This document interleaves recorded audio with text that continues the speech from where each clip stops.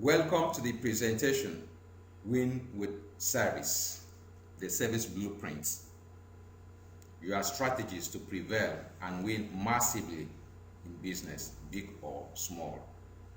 This is part 2 of the presentation. We are covering modules 5 to 10. In part 1, we covered modules 1 to 4.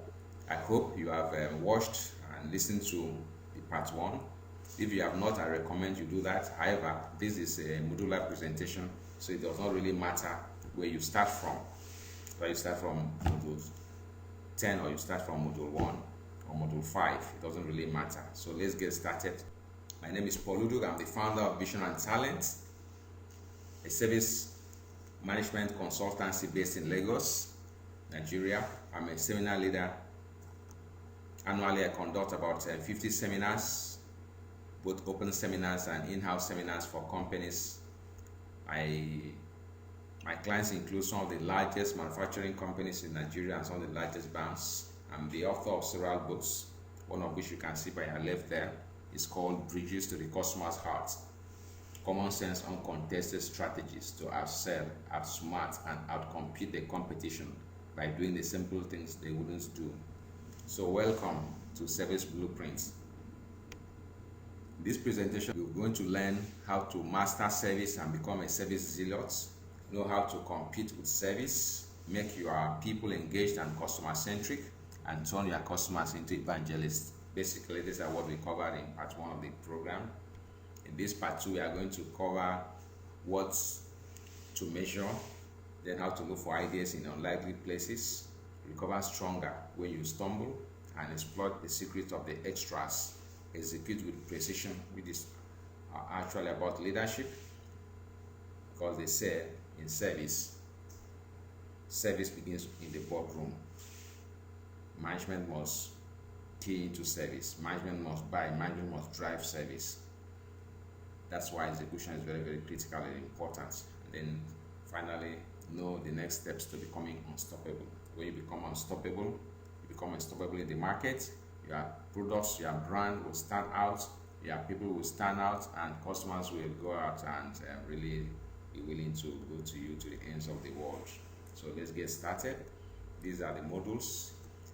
Module 1, love the customer or perish. Module 2, know how you wish to compete, turn employees into superfans, and convert customers into evangelists. These are basically what we covered in part 1 of the presentation. In this part 2, we are going to cover how to keep score that really matters, way to mine ideas for the journey ahead, because ideas really is what we require in customer service. Recover stronger when you fall. When you score 1 in a scale of 1 to 10, what do? I'll show you what to do there. Learn the secret of the extras, because in customer service, little things means a lot, and the execution imperative. This is really about leadership. And then resources. We'll show you what to do to continue the journey ahead. So, putting measurement in place, how to keep score that really matters. Putting measurement in place, how to keep score that really matters. Basically, you really need to know what to measure. You need to know what to do to be in attunement, in alignment with the customer. So you're in lockstep with the customer. Whatever the customer wants, whatever the customers wish, you do it. So that's where measurement really matters. Then we start with the uselessness of metrics and the cause of global best practice. I believe it was Benjamin Disraeli that says there are 3 kinds of lies: damp lies, and statistics. So be careful. That's why we say uselessness of metrics. Let's take an example of IBM. When Lal Gesner came in to take over from John Eckers, he found IBM that was in the brink of collapse. Market share was eroding. This incentivized staff, and a lot of things was happening with IBM, and really IBM was going out of business. And what Lal Gesner found out was really amazing. He says, in his book, he recounts it in his book, Who Says Elephants Can't Dance. He says, when it got to IBM was conducting about 339 different customer surveys, and they were just scoring very high in those surveys. However, IBM was actually losing market share massively and was going out of business, was running out of cash. So how come? That's why we talk about uselessness of metrics and the cost of global best practice. So be careful what you really measure. Measure things that matter. Global best practice is just somebody's idea. Supposing that world, the person that started the so-called global best practice the world has changed. What does the global best practice stand for? So be very, very careful. Of course, the originators of global best practice was Arthur Andersen, and we know really Arthur Andersen is no more in business, crashed out of business. So be careful of global best practice. Always measure what matters, not what others, because the environments might differ and so on and so forth. So be careful of global best practice. Measure what matters. So why you should not measure customer satisfaction? Why you should not measure customer satisfaction? Remember in part 1, we said that satisfied customers are very, very dangerous. Satisfied customers are very, very dangerous. So be careful how you go about measuring customer satisfaction. We all mentioned about IBM that was measuring customer satisfaction and was getting very, very high scores. Here still was going out of business, was running out of cash. When we ask customers, because staff, you can always manipulate statistics. You can always manipulate. You can prepare reports to get exactly what you want to report. So that is why you should not measure customer satisfaction, because satisfied customers are very dangerous. Satisfied customers are not loyal to you. They can leave you at any given time. So if you keep measuring customer satisfaction and you are not really measuring the right thing, what does it matter? It does not really matter. So do not measure customer satisfaction. Measure things that matter. One of them is, for instance, customer loyalty. How loyal are customers to you? Measure that, and it's far more difficult to measure customer loyalty than customer satisfaction. So the only metric you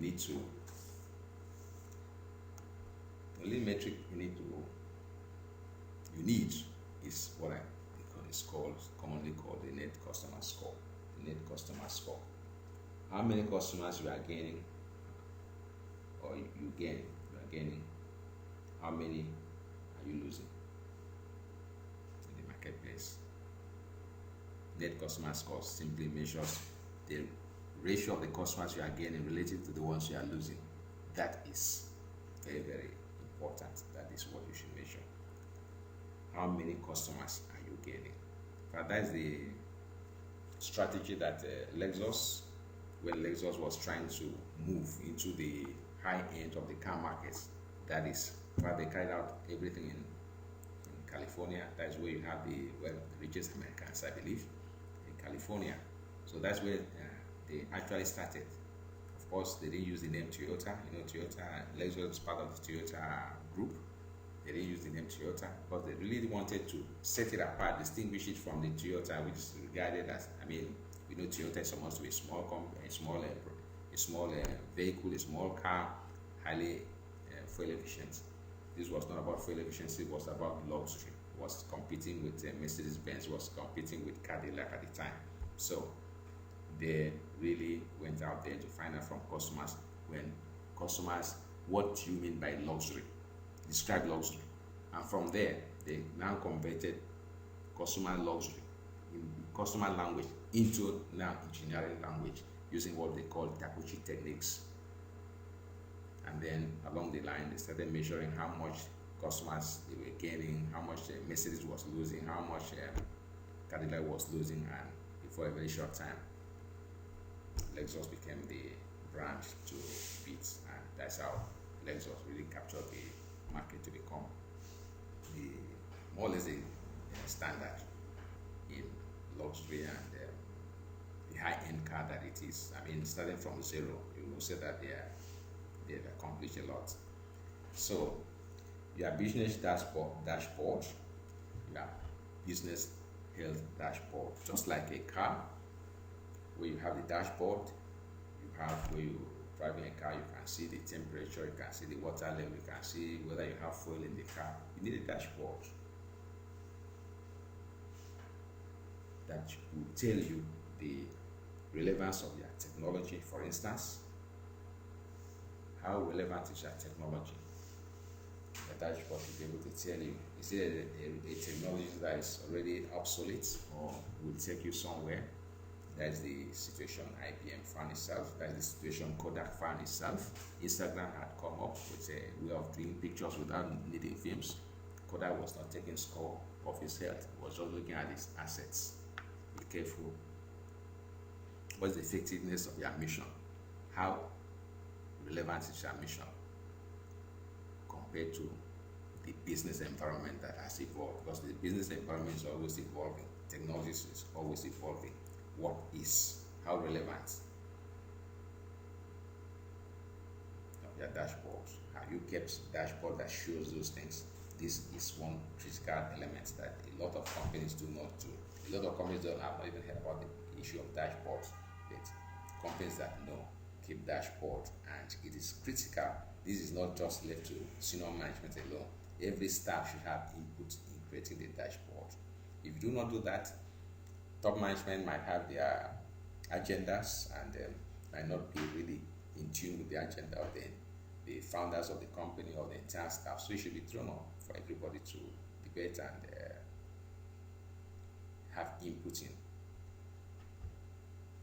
Then putting in place an internal guidance system. Internal guidance system is simply just like something that propels you forward and takes and homes in at the targets you want to achieve, or you want to be this best company on earth living it into a universe like Apple, or you want to be the most fuel efficient car manufacturer in the world like a Toyota or whatever.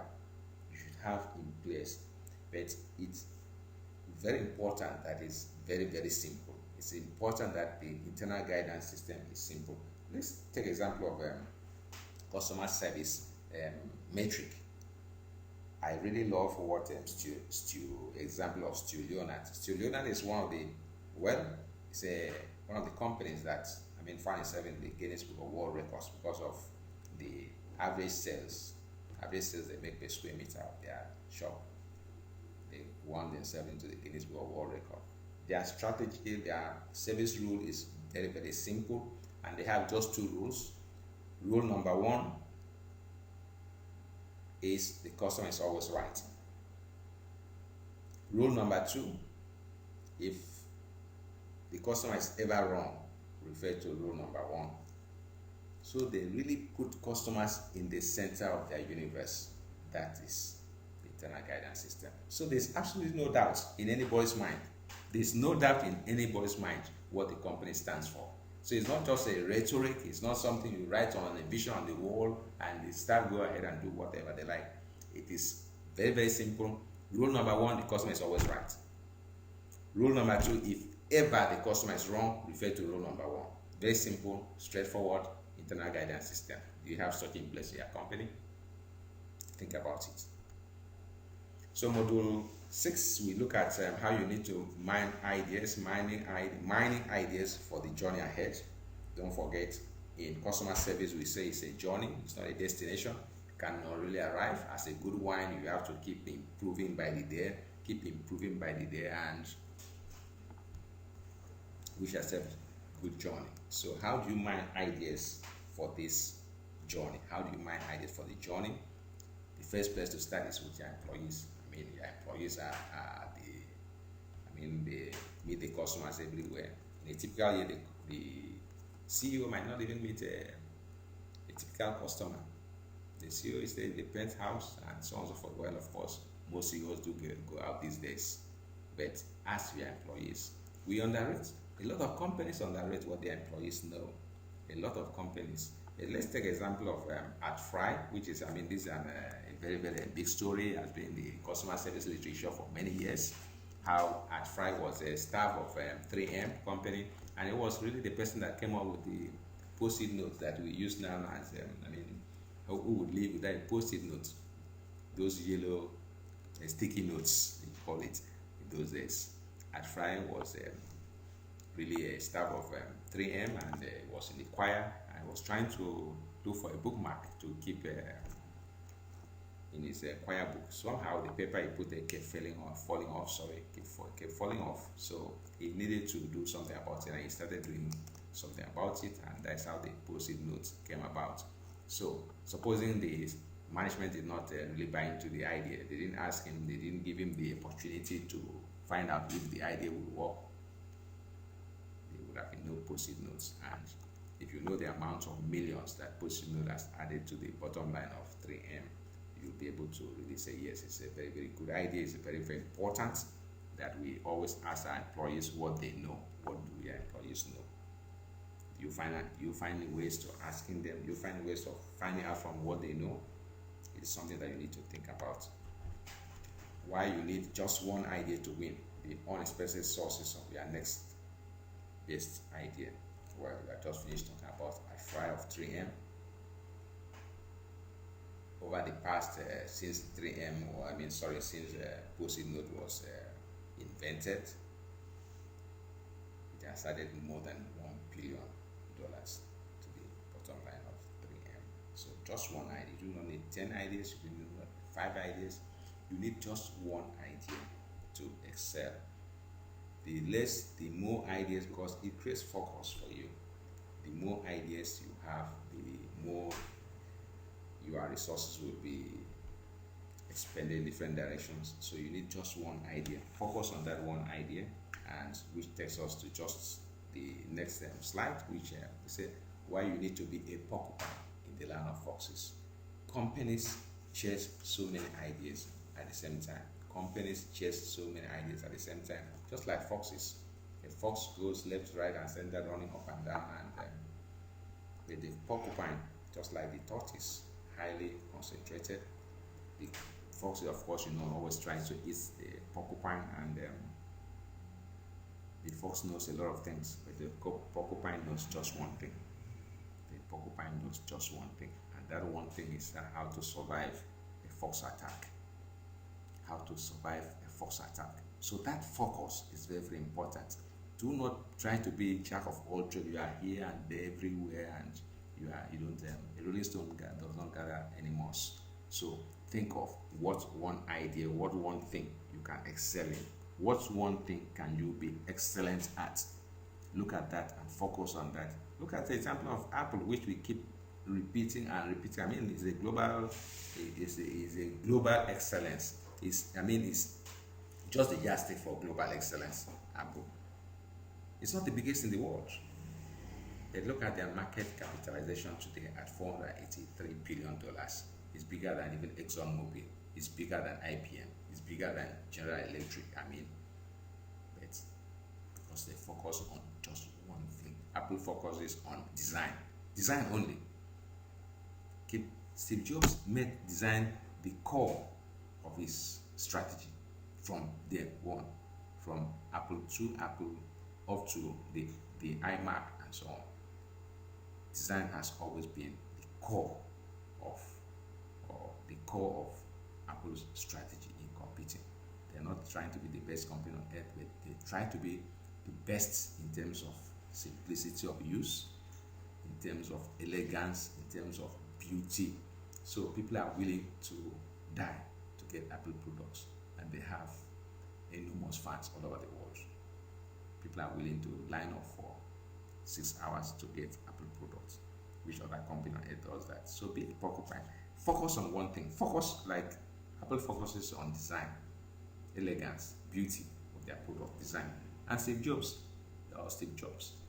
kept emphasizing to his people that it's not really about how it looks. Can be a little bit deceptive. He said it is how it works. He says design is a funny word. Some people think about it as how it looks, but no, it is how it works. So focus on how it works. Focus on how it helps the customer. Focus on how simple it is to use. That is being a porcupine in the land of foxes. Why your company must be an ideas factory? Sure, we have said about that in a different way about talking about at Fry of 3M. You really need to go out there. You really, really, really need to go out there and look for ideas everywhere in your company. Call your staff. Find ways of generating ideas. Find ways monthly. Make it part of even your appraisal system. The more ideas people can come up, the better they will grow in the company, the faster they will grow. Because, I mean, if you look at the way the world is developing, the world is going, ideas become obsolete. Ideas become obsolete very, very fast. We talk about the half-life of knowledge these days. The half-life of knowledge used to be about 5 years, it collapsed to about 1 year, it collapsed to about 6 months. In fact, now they say the half-life of knowledge is less than 3 months. So what are we talking about? So convert your company to management does not have all the answers. A lot of people believe that every idea should come. So management, they go out on retreats, they hire the best hotels all over the world or in the world and go out and spend 3 days and come out. They do not get input from the generality of the staff, which is very, very wrong. Most of the companies, you go there, they say, oh, they are going for a retreat, and sometimes they even fly out of the country to go to exotic places for retreat. Whereas the key ideas are in the heads and minds of their staff. Do not exploit that. Please, your company should be an ideas factory. Tap ideas. Even your cleaners, you'll be surprised what they know. So what are the things you can do? Stage ideas contests.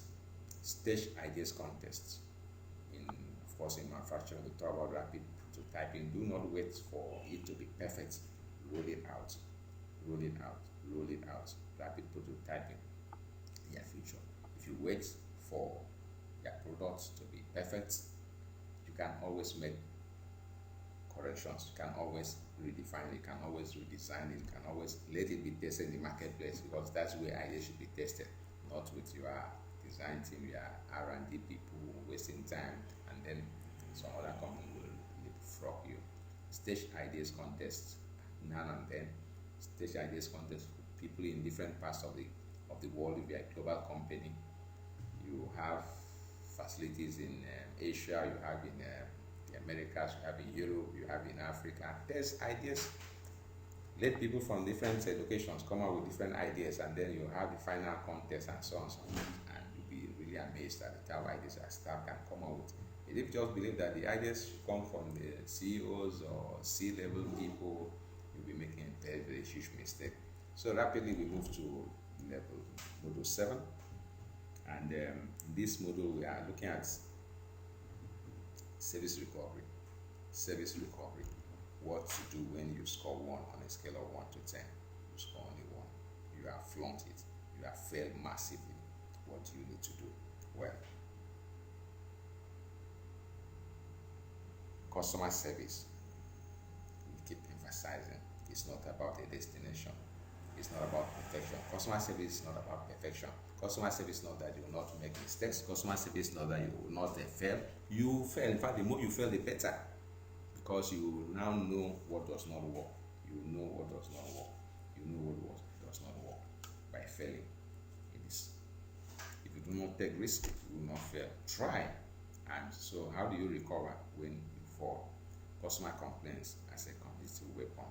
Go out there, gather all the information about how many customers complain. What did you do wrong? Why? Where did it happen? Why did it happen? It is not a blame game. Do not look for scapegoats to punish. Look for processes that are not working. That is where complaints come from. Complaints come from processes that are not working. Processes that are not working is not the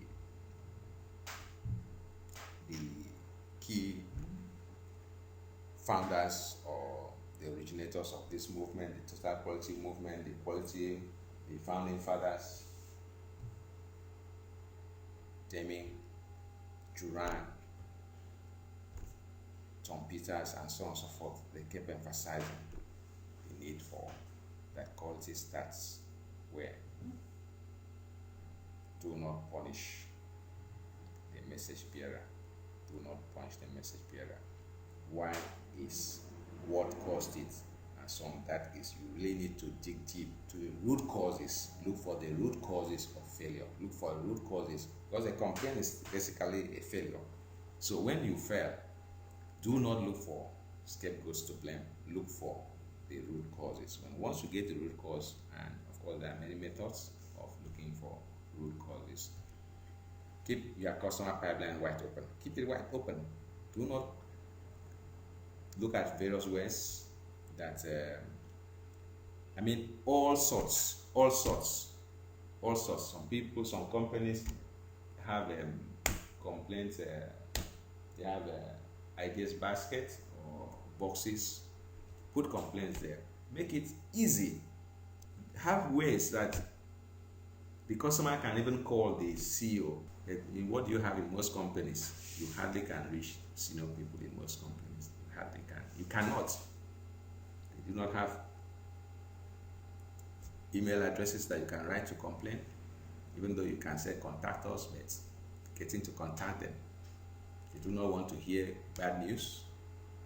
It's just human, but you'll be shortchanging yourself where you do not have ways where customers can reach you to really complain. So make it possible. Newsletters, email addresses, toll-free lines, blogs, whatever.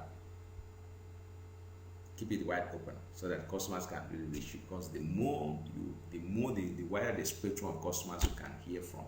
Even create a customer complaints week and make it fun. Let them come in, and before you know it, you'll really be able to touch the pulse of the customer. You know where it pains them, you know where the issues are pinching them. And unless you do that, you have the courage to do it, because it really requires courage for a company to come up and tell you your product stinks. And there are many ways to reward complainers and turn them into evangelists. Well, you can have what I call your annual Most Stupid Follow-Up Festival. Look at all the follow-ups in your company and find out the most stupid of them and dig deep, and you'll be surprised. It might be something taught in one of your service manuals. In fact, there's a story about in the dying days of the Weimar Republic in Germany. And it is said that a particular sentry was posted to guard a mushroom. This happens in the 18th century, because mushroom were delicacies, and the queen asked the sentry to stand by the mushroom so that it would not be stolen and not be harvested by some other person. And from that day, the sentry stood there, and nobody questioned why the sentry stood there. And it became like a tradition for a sentry to stand in that particular spot, until one day somebody asked, why is that sentry always standing there? It was when it was investigated, it was found out that it was the queen, the former queen, who had since died, that posted a sentry there to guard a mushroom. Imagine. So your annual Most Stupid Follow-Up Festival will help you to sort things out. What do you do to employees that follow the most? What do you do to them after you have your most stupid follow-up days? What do you do to them? Do you know what? Of course, it happened in Motorola. The story about Robert Galvin, the chairman CEO of Motorola in those days. There was a very serious follow-up, and he invited the staff, the employee concerned, to his office. And of course, to be invited to the chairman's office is no cup of tea. It's not a cup of tea to be invited to the chairman's office when you have followed up seriously and you have been denounced, and even you become an outcast. You have been no one wants to touch you with a 10-foot pole, and you are invited to the chairman's office, your CEO's office. You know what happens? When the guy just stepped into the Robert Galvin's office, he said, yes, I know you are going to sack me. Yes, you are going to sack me. You know what Galvin told the guy? He said, young man, you have made us $10,000, or say $10 million. Why, sir? You know what he did? He promoted the guy made us $10,000 wiser. He promoted the guy. And of course, that sent a message to everybody that there was nothing wrong with following up. There was nothing wrong with following up. And every company needs to borrow a lead from that. Of course, there are other ways. So fishing out follow-ups before they happen. Fishing out follow-ups, of course, in the customer service literature, in the customer service movement, we talked about Kaizen, which is a Japanese word for continuous improvement. You need to do upfront and continuous upfront maintenance, upfront research, and keep pursuing things from the very, very beginning. Kaizen, continuous improvement, and look for where things. There are many problem-solving techniques.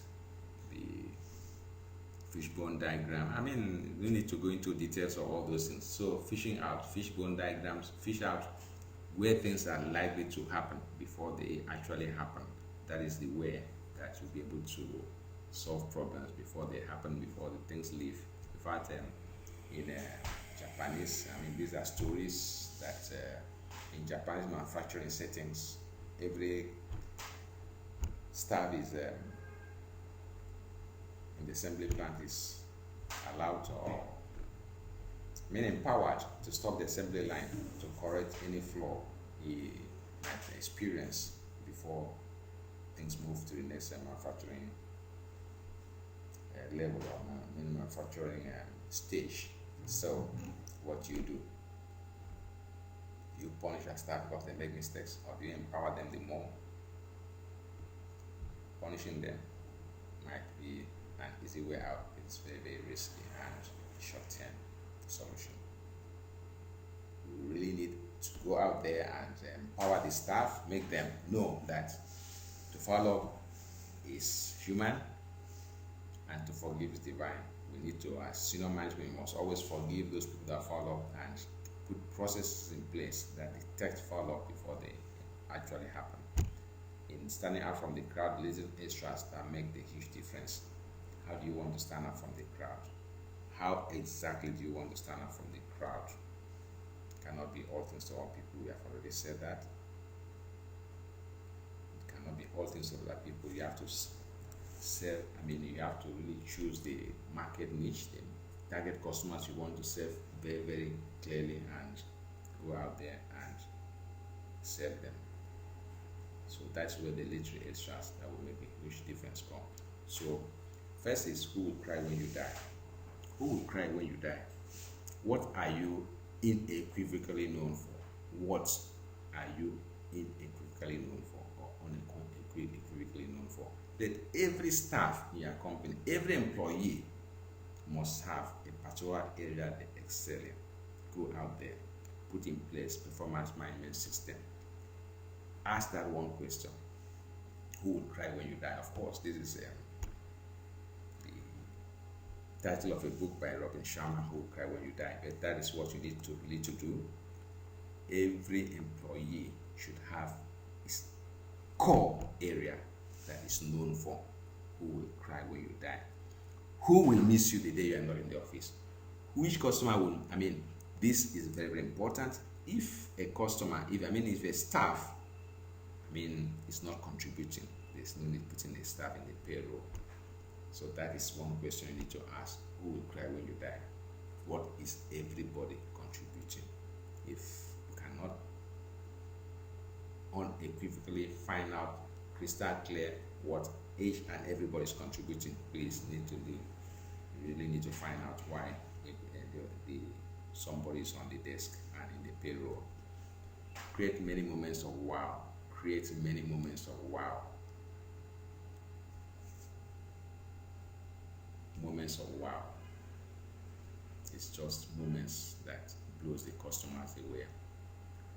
Every interaction, every contact point in your company, every contact point should be a moment of wow. Sometimes they call it a moment of truth. The moment of truth. That particular point where any place where the customer comes in contact with their company should never result in failure. Should never result in the customer not being happy with you. So those are the moments of truth, the moments of wow. Map out all the processes where the different contact points are, and at every point your staff should excel. So please, your staff should excel. Of course, you have already said that you need to choose your customers carefully. You need to you need to charge properly, and the customer will be willing to pay for good service. Moments of wow. Every contact point with your company should result in a moment of wow. So go out there and create them. Then say why being a purple cow may not necessarily make you win, but be a purple cow all the same. Be a purple cow. What we are simply saying, stand out. Stand out. Forget about industry-based practice. Stand out. A lot of people will just do things because that is what everybody's doing. Everybody does that in the same. You go to bank A, the same. You go to bank B, the same. You go to bank C, the same. Nothing. You cannot get leverage. Just doing something small that results in massive yield for you. If you try to just not be a purple cow. It's a marketing terminology, and really, if you just keep doing things as everybody's doing in the market, you just remain mediocre, and who cares for mediocrity?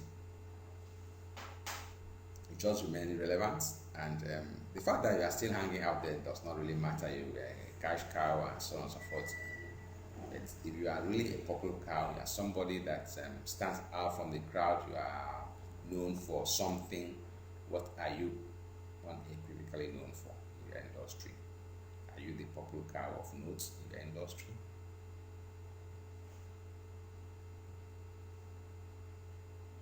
If being a purple cow will not make you win, will not being a purple cow not make you lose? Or being ordinary cow make you not lose? So please go out and be a purple cow. Distinguish yourself from the crowd. Stand out and be noted for something, be known for something. The Zappos effect, but beware, you are not Zappos. Beware, you are not Zappos. Of course, everybody knows about Zappos, the internet marketing, shoe marketing company that was recently taken over by Amazon. Of course, Zappos, do not try to do things like other companies because your culture is different. That's what we are just saying. Every company has a different service culture. Every company has its own culture. So not because, it works in Zappos, it works in Amazon, it works in Starbucks, therefore you can transfer it there. You cannot. Grow your own service blueprints. Design your service blueprints based on your own culture. Of course,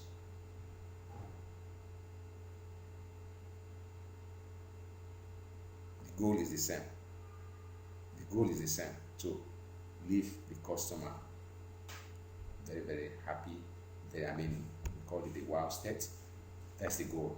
But the approach to achieving this cannot be the same for every company because, as I've said, the cultures are different. Cultures in IBM cannot be the same culture in Google. Culture in Nestle cannot be the same culture in Kraft Foods, and so on and so forth. There are different cultures. So, despite the fact that the culture is different, but the goal is the same. So when you talk about Zappos, most companies, all our training, we mention these companies. They are the global leaders in service, of course. Ritz-Carlton Hotel, Zappos, Nordstrom, Southwest Airlines, and all those companies. But remember, you are not any of those companies. Your culture is different. So craft your own, design your own roadmap, how you want to achieve your goals of satisfying the customer and then creating customer loyalty. That's what we mean here by the Zappos effect. But beware, you are not Zappos. Then put in place your literary strategy that make a huge difference strategy. How are you going to put in place the different literary extras. What exactly are you going to do? The literary extras. Are you going to send customers thank you notes? Are you going to, imagine you are just, let's take an example of a bank that just, the bank, most banks these days in Nigeria close at about 4 p.m. Most banks close by 4 p.m. Some close by,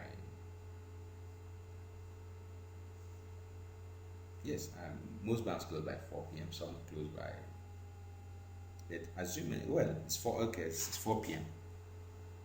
Assuming that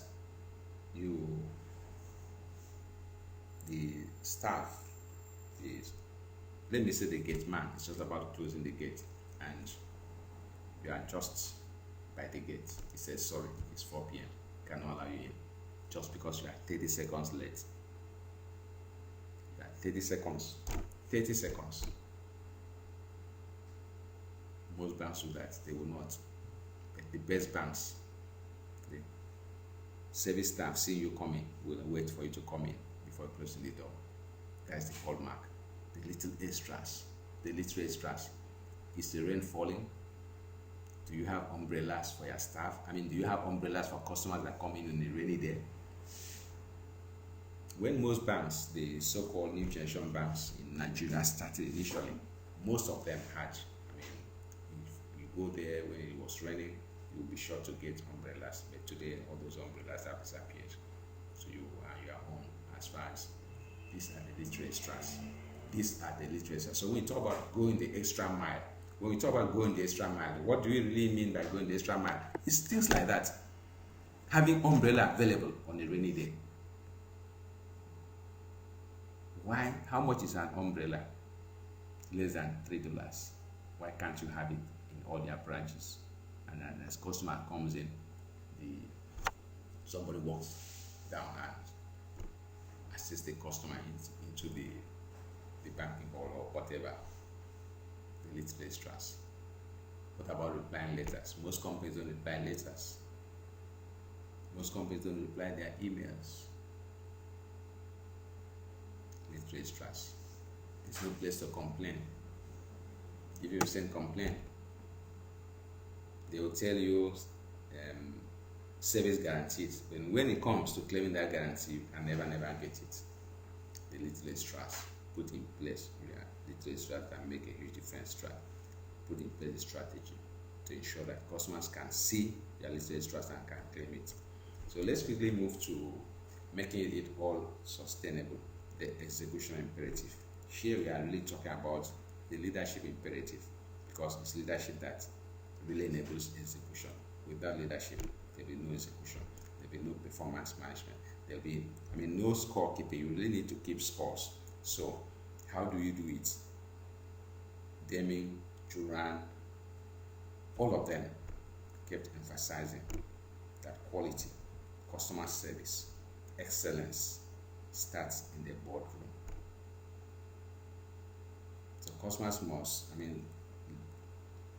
top management must really buy into service. Top management must really buy into it. It's not just paying lip service. The difference, there's a huge difference there. There's a very huge difference, because I've seen companies, I've been to companies, and you even see their whatever mission statement, the vision statement, their values, people are best with respect for people. You see the way they treat their staff. Some people that they even lay off, they call them dirty goods, and so on and so forth.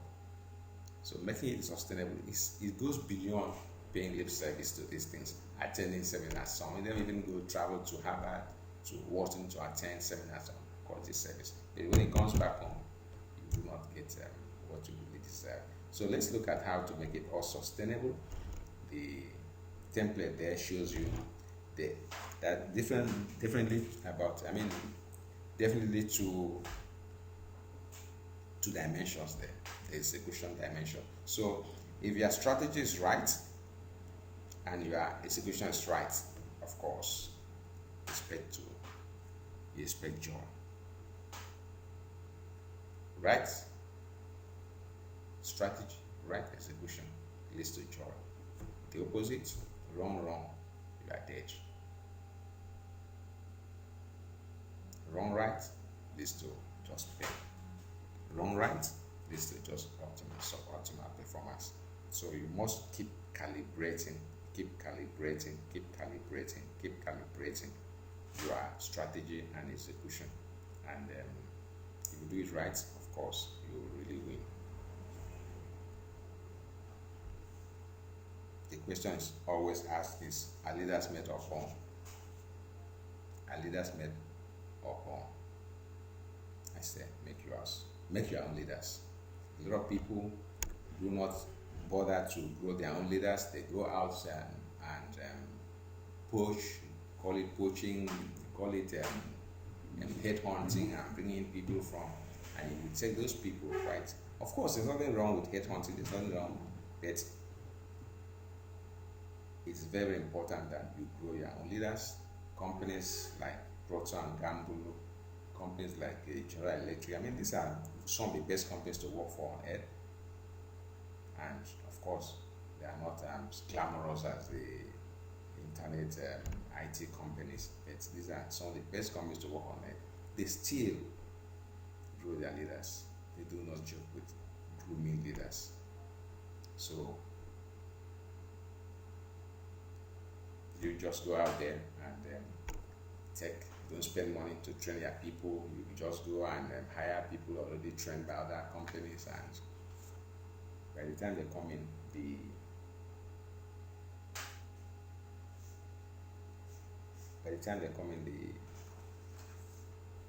culture might not allow them to really perform at their peak. Culture might not allow them to perform at their peak. So it's very, very important you grow your own leaders based on your values, based on their based on the experience of your industry and so on and so forth. And when you keep bringing outsiders and of course, relying too much on could lead to inbreeding and so on and so forth, people getting, so sometimes it's good to really ventilate, but where the emphasis is that you really need to keep training your people, keep retraining them, and let them also unlearn the things that do not work. Let them mix up, let them go out, cross-fertilize, make it, send them out to unrelated companies once in a while as part of their either orientation or part of their grooming and so on and so forth. That is how you grow your own leaders. Leaders are not born, they can be made.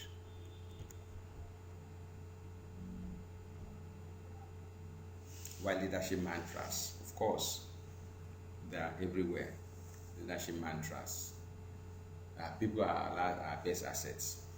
Yes, still we do not believe in such. People are our best assets. How many people believe that people are our best assets? Leadership mantras might not really help you. Look for strength within you. The strength, the inner core. What do you really believe in? Does your company believe in excellence? Does everybody aspire to the same standard? Does everybody aspire to the same standard? Or it's just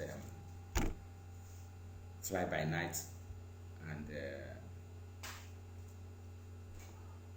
just do things to meet all righteousness? That, of course, would be a very, very short way of looking at it. I mean, short-term way of looking at it. Leadership mantras don't work. Please, what do you stand for? What is that? What is the values that cohere us together? What is the value that cohere us? What do we really stand for? That is what we mean by looking for strength within you. Look, what are your core values? The minimum irreducible, that if anybody should flout it, you'll not be taken kindly. So leadership goes beyond mantras to execution, to really living the values. Do you live your values? Do you live your values? Does everybody from the CEO to the staff live the values, or is only for the junior staff?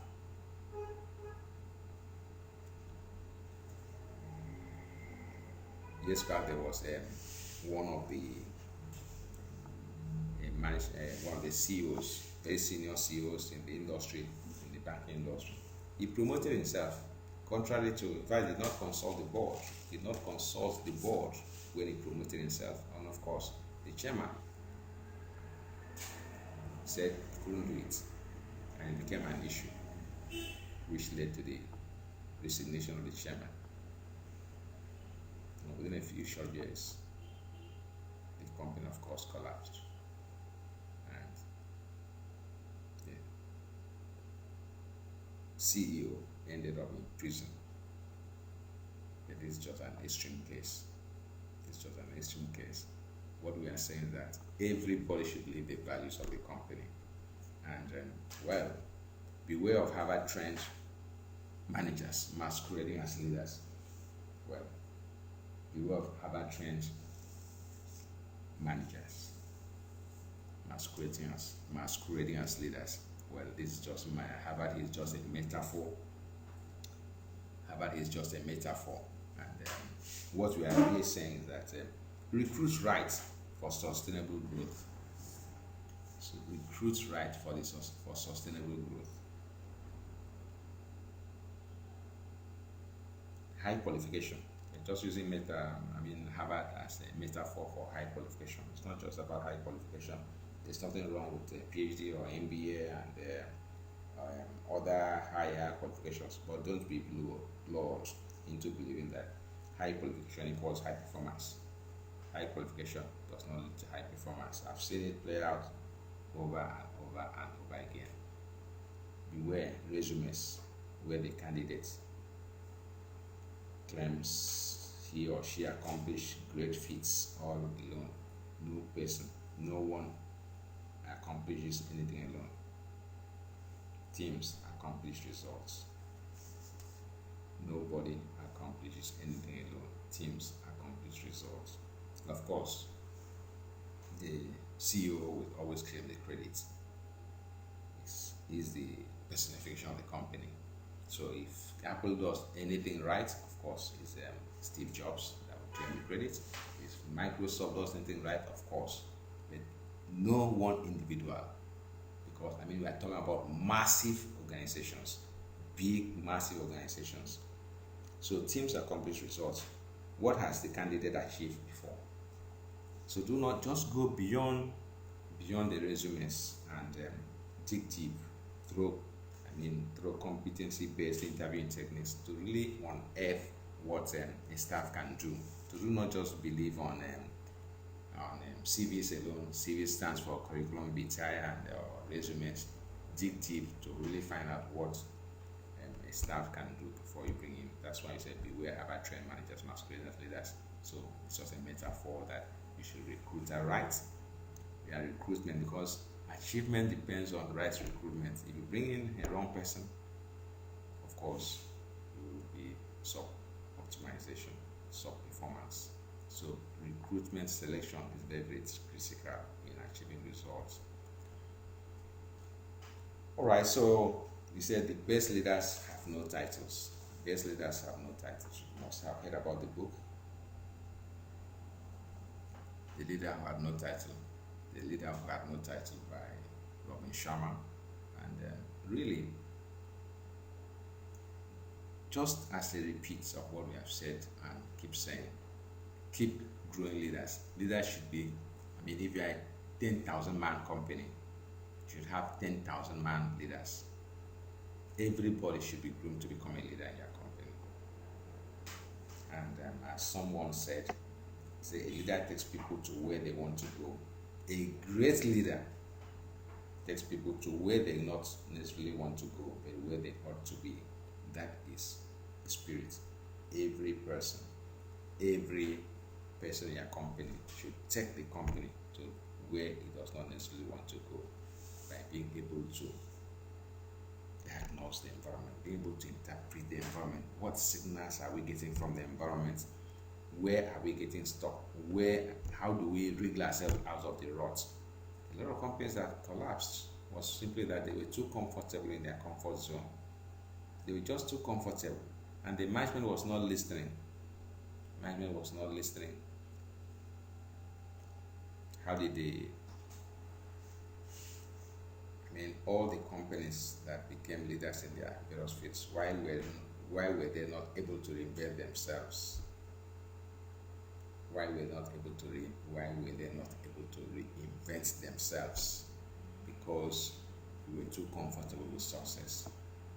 So the best leaders have no title. Everybody must be a leader, and we must look at what is not working. We must be able to scan the environment to know what is not working, what are the new trends, what are the threats coming. The best leaders have no titles, means that everybody should become a leader in the company. Everybody should be a trained leader. Finally, leadership is not about vision. We have so many grandiose visions all over the world. Visions from Mount Olympus all over the world. But note, vision is not about, leadership is not about vision, that's results. If you believe this and you really live it, you become unstoppable. Leadership is not about vision. Of course, I'm not underrating but because vision has been so much abused. You go to it, even Nigerian Airways that collapsed had a vision, very long. NEPA, National Electric Power Authority, now called Power Holding Company of Nigeria, has a very big vision. They supply light. So it's not just about the vision, it's about results. Until you focus on the results you want to achieve and then walk backwards, your vision will become useless. Well, this is just a one-page module, and it's just about where you can get resources. You really need to read books. These are some of the latest books on customer service. You have Focus by Daniel Goleman, The Hidden Power of Excellence. Then you have The Outside In by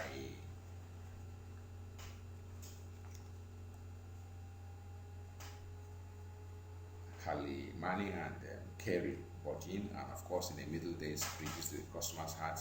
You really need to read books, you really need to attend seminars, you really need to attend conferences, and above all, we must grow the fire, the passion of our people. We must be focused on the customers. If we do all this, definitely we will become unstoppable and we will become the global best practice. We will become if anybody says who is the best company in the world, people should be able to point at you as the yardstick for excellence in your industry. Go on for the best. Always aspire to be the best. But remember, it is not a destination, it's a journey. And the more determined, the more focused on the customer, the more results we will achieve together, and the better our company will be.